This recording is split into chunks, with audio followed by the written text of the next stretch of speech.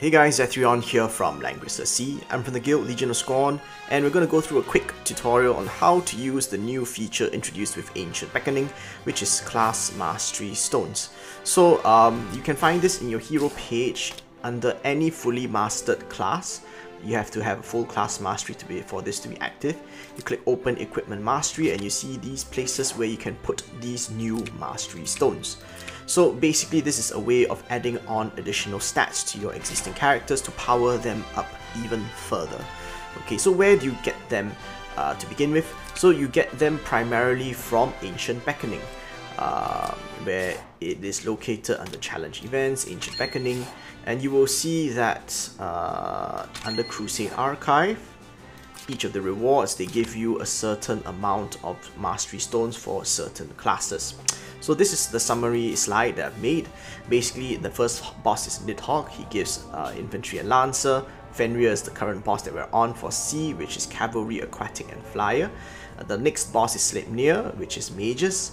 The following one is Jormungandr, which is Archers, Assassins, and Demons. And lastly is Hugin and Munin, which is Holy and Dragon units, which are actually very rare, so primarily just Holy units.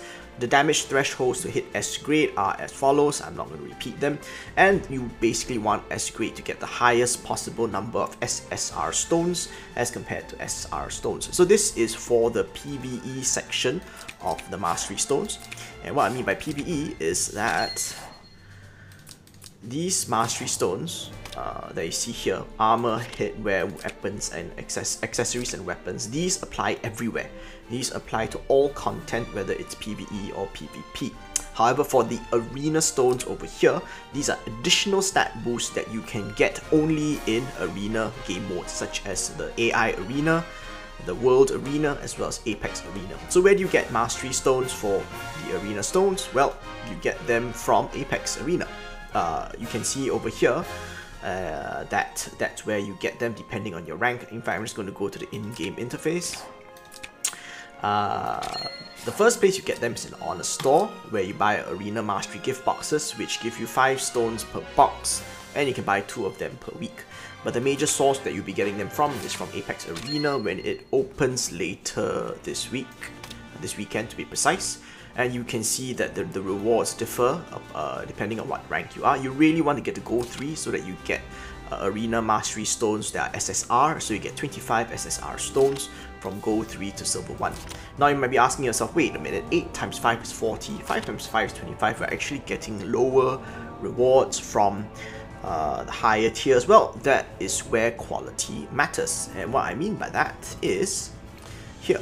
So basically, SR stones have a 73% chance of giving you a mid to low result, which what I mean by mid to low means 50% or less, that's 73%, 50% to 100%, that's 25%, but generally they don't max out very high, and high meaning a 90 to 100% roll is 2% for SR stone, whereas as you can see for an SSR Mastery Stone, the chance is 50%, that's 25 times higher than SR Mastery Stone. In other words, you want as many SSR Mastery Stones as you can get your hands on.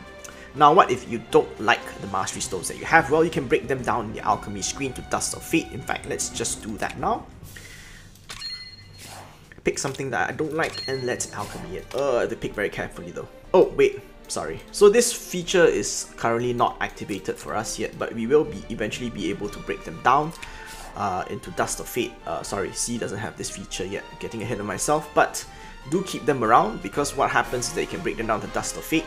And once you get 600 Dust of Fate, you can synthesize into a SSR Mastery Stone gift pack where you can choose exactly what you want. The bad thing about the AB rewards, especially 18 SSR stones, is that it's 18 random SSR stones, whereas if you use Dust of Fate to synthesize the gift pack, you can choose exactly what you want. For example, infantry attack, cavalry attack, and so on and so forth. So that's basically the Mastery Stone system. Now we're just going to prove one last point, which is that it is tied to the class and not to the class type. For example, Leon has 2 cavalry classes. I have him in Strike Master, and you can see that he already has a few Ancient Beckoning enchants on him. Now, when I change him to Royal Knight, it's 30,000 gold for science, so that's fine. So we have to wait for the animation. I'm sorry, I can't skip this. as much as I want to, as much as I've seen this. Blah blah blah blah.